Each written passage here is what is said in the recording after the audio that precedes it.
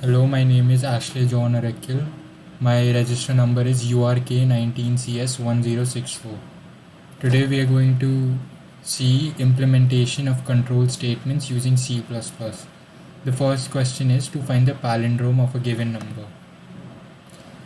So this is the code for the first question.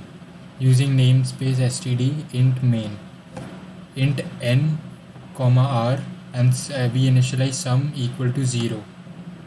Then we enter the number n.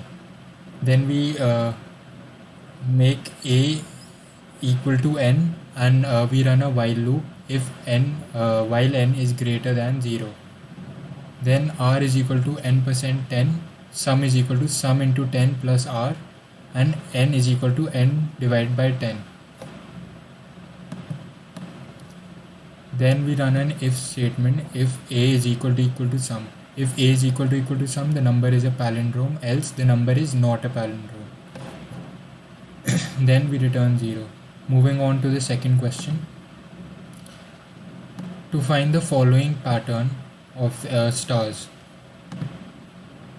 Using namespace std int main, we initialize a and b is equal to 3, where b is the number of rows. Then we run a if statement int I is equal to 1, k is equal to 0, I smaller equal to b plus I, comma k is equal to 0. Then we run a nested for loop for the spaces. As we can see in this question, there are one space here, one space here, one space here, and then so on. So for that, we run this nested loop. Then we run a while loop if k is not equal to 2 into I minus 1. This is to print the stars of the pyramid. Then we see out. Then we end this loop and see out end line, so we can move on to the next one and return 0. Moving on to the next question. To find the following pattern. Using namespace std int main, int I, j, k, space, and n equal to 3, where n is the number of rows. See out blank space. Then we run a for loop for I is equal to 1, I smaller equal to n, I plus plus. Then we make an nested loop for j is equal to 1, j smaller equal to n minus I, j plus plus for the blank space. Then we run a loop for j is equal to 1, k is equal to 2 into I minus 1, j smaller equal to 2 into I minus 1, j plus plus, k minus minus. If j is smaller equal to k, see out j, else see out k. Then we terminate this loop, end this loop, and see out end of line, and see out blank space, return 0. Moving on to the next question. To calculate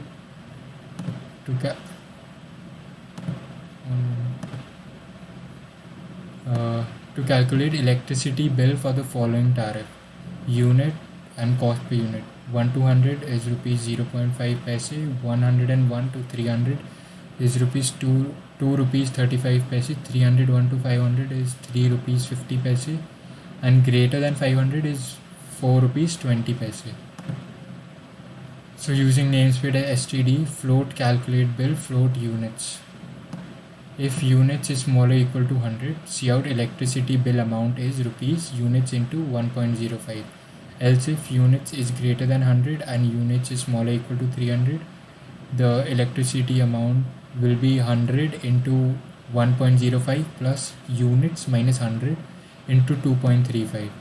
Else if unit is greater than 300 and smaller than or equal to 500, the bill amount will be 100 into 1.05 plus 200 into 2.35 plus units minus 300 into 3.50. Else if units is greater than 500. And then else if units is greater than 500, the electricity bill will be 100 into 1.05 plus 200 into 2.35 plus 200 into 3.50 plus units minus 500 into 4.20 Then we return 0 and int main float units then we display enter the units consumed, and then the user enters the units, and then it takes us to the user defined function calculate bill to calculate the bill, electricity bill. Moving on to the last question. Develop a menu driven calculator with the following operations: plus, minus, division, modulus, and multiplication. So we make a user defined function menu. Press 1 to calculate sum of numbers, 2 to calculate difference of numbers, 3 to calculate product of numbers, 4 to calculate division of numbers, 5 to calculate modulus of numbers, and 6 to exit. Then we run make another user defined function with in choice A and B that goes into the user defined function. Switch choice. Case 1, if user enter once, it will calculate the sum A plus B.